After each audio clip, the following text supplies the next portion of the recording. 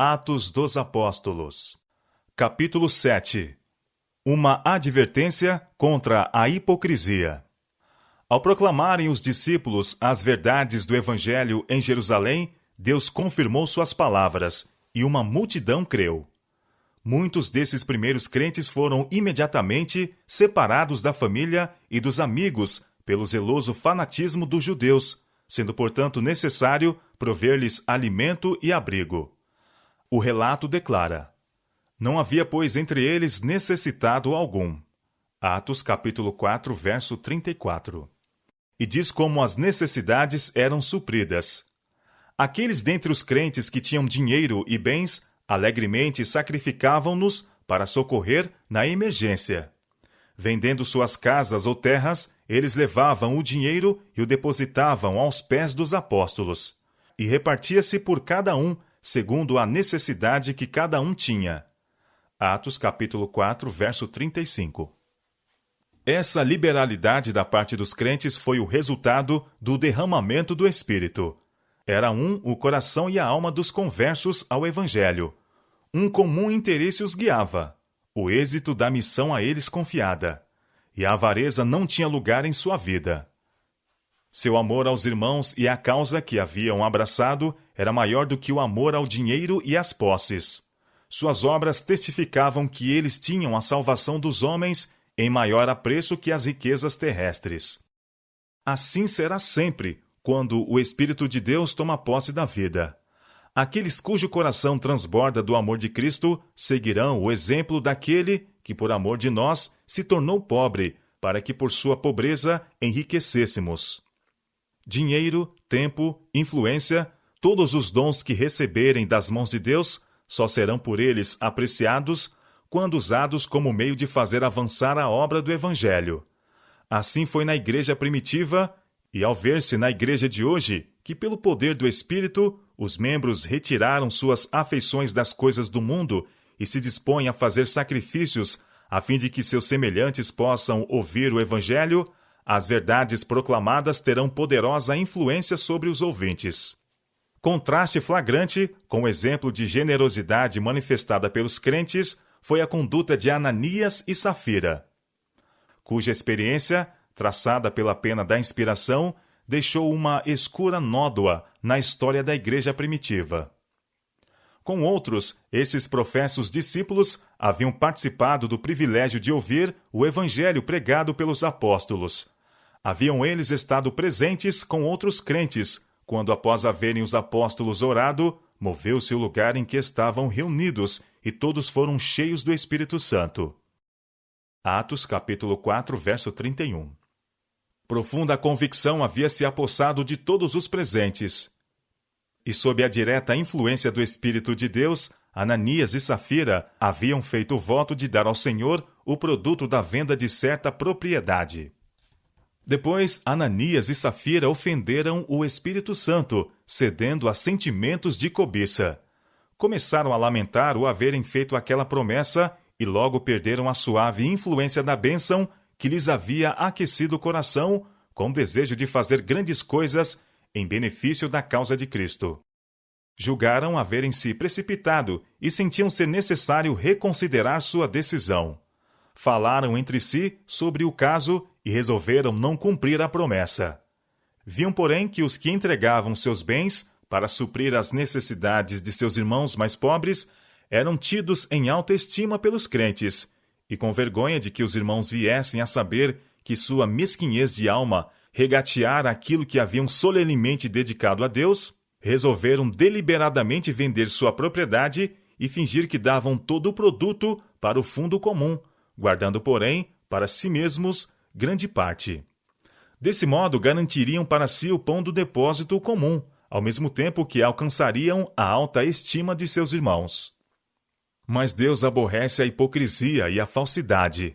Ananias e Safira praticaram fraude em sua conduta para com Deus. Mentiram ao Espírito Santo, e seu pecado foi punido com juízo rápido e terrível. Quando Ananias chegou com sua oferta, Pedro disse: Ananias, por que encheu Satanás o teu coração para que mentisses ao Espírito Santo e retivesses parte do preço da herdade, guardando-a não ficava para ti? E vendida não estava em teu poder? Por que formaste esse desígnio em teu coração? Não mentiste aos homens, mas a Deus. Atos capítulo 5, versos 3 e 4. E Ananias, ouvindo estas palavras, caiu e expirou. E um grande temor veio sobre todos os que isto ouviram. Atos capítulo 5, verso 5.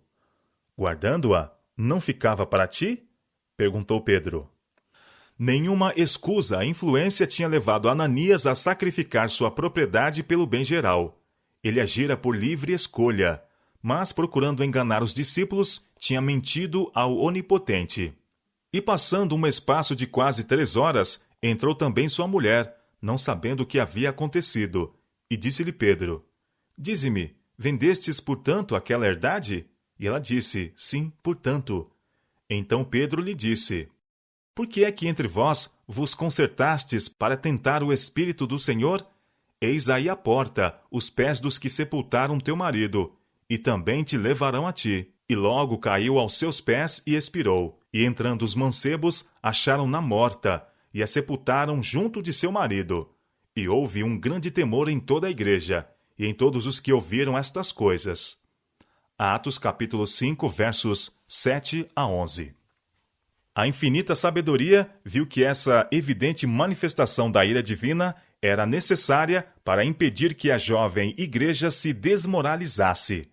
O número dos crentes aumentava rapidamente.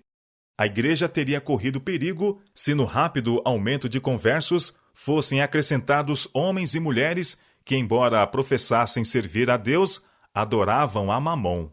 Esse juízo testificou que os homens não podem enganar a Deus, que ele descobre o pecado oculto do coração e não se deixa escarnecer.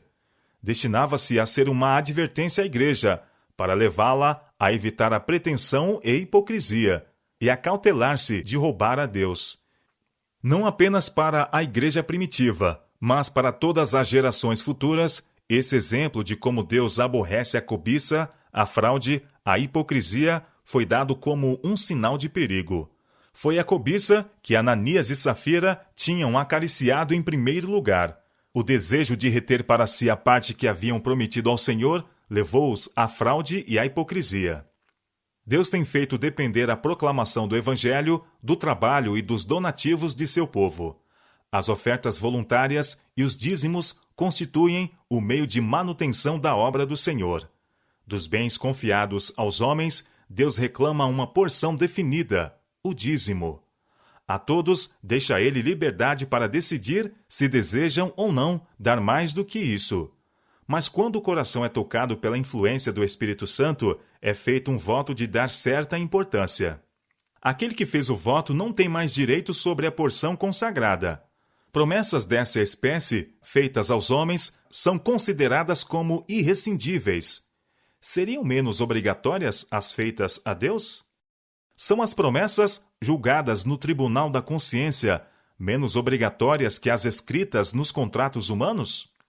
Quando a luz divina brilha no coração com clareza e poder inusitados, o habitual egoísta relaxa as garras e a disposição para dar para a causa de Deus. Mas ninguém deve pensar que lhe será permitido cumprir as promessas feitas sem protesto da parte de Satanás. Ele não tem prazer em ver o reino do Redentor estabelecido na terra.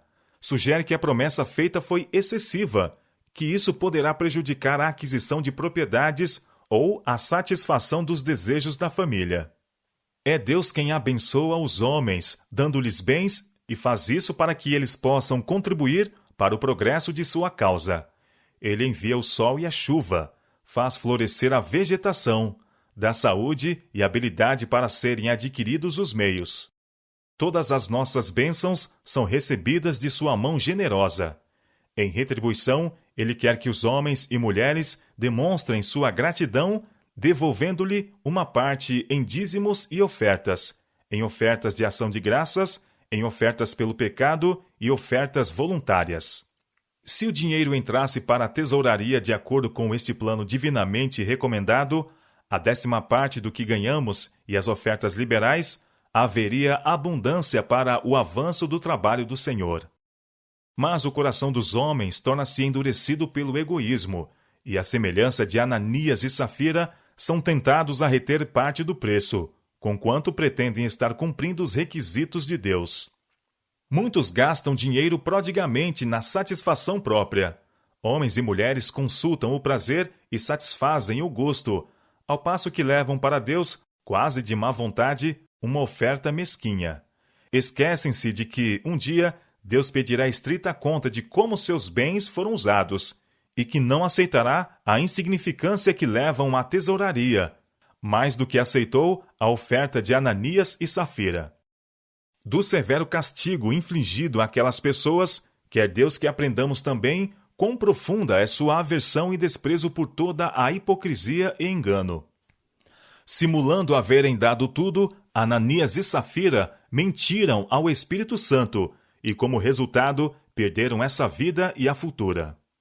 O mesmo Deus que os puniu condena hoje toda a falsidade.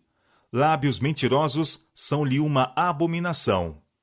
Ele declara que na cidade santa não entrará coisa alguma que contamine e cometa a abominação e mentira. Apocalipse capítulo 21, verso 27. Seja a verdade dita sem disfarces nem frouxidão, torne-se ela uma parte da vida. Considerar levianamente a verdade e dissimular para servir a planos egoístas significa o naufrágio da fé. Estai, pois, firmes, tendo cingidos os vossos lombos com a verdade. Efésios capítulo 6, verso 14. Quem profere inverdades, vende sua alma por baixo preço. Suas falsidades podem parecer servir em emergências. Pode parecer, assim, que faz negócios vantajosos que não poderia conseguir pelo reto proceder. Mas, finalmente, chega ao ponto em que não pode confiar em ninguém. Sendo ele mesmo falsificador, não tem confiança na palavra de outros. No caso de Ananias e Safira, o pecado da fraude contra Deus foi rapidamente punido. O mesmo pecado foi muitas vezes repetido na história posterior da Igreja e é cometido por muitos em nosso tempo. Mas, embora possa não manifestar-se visivelmente o desagrado de Deus, não é menos desprezível à sua vista agora do que o foi no tempo dos apóstolos. A advertência foi dada. Deus tem claramente mostrado sua desaprovação a esse pecado, e todos os que se dão à hipocrisia e à cobiça podem estar certos de que estão destruindo a própria vida.